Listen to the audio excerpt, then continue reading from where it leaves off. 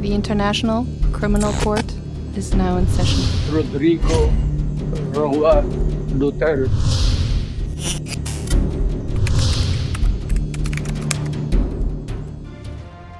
Iginiit ng Department of Foreign Affairs at International Criminal Court na lehitimo ang pagbisita ng Philippine Embassy kay dating Pangulong Rodrigo Duterte sa ICC Detention Facility sa The Hague, Netherlands. Kasunod po ito ng pagpuna ni Vice President Sara Duterte na wala royang pahintulot mula sa kanilang pamilya. Balitang hatid ni Mariz Umali. Tinutulan ni Vice President Sara Duterte ang ginawang pagbisita ng mga kinatawan ng Philippine Embassy sa The Hague sa kaniyang amang si dating Pangulong Rodrigo Duterte. Ayon sa Vice Presidente, nagpanggap daw silang isang welfare check ang kanilang gagawin. Pero tingin ni VP Sara, utos umano ito ni Pangulong Bongbong Marcos.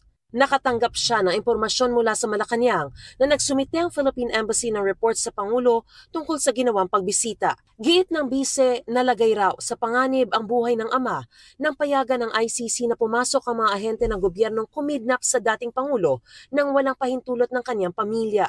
I can only speculate, Mr. President, but I don't really have the facts obtaining on the ground.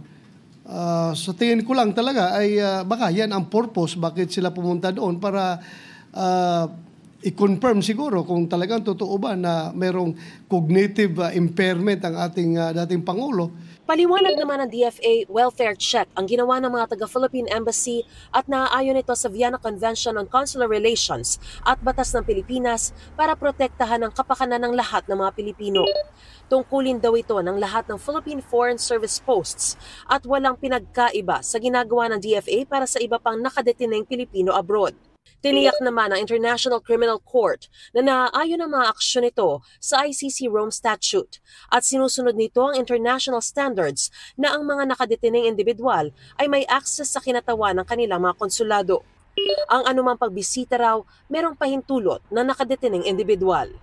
Mariz Umali nagbabalita para sa GMA Integrated News.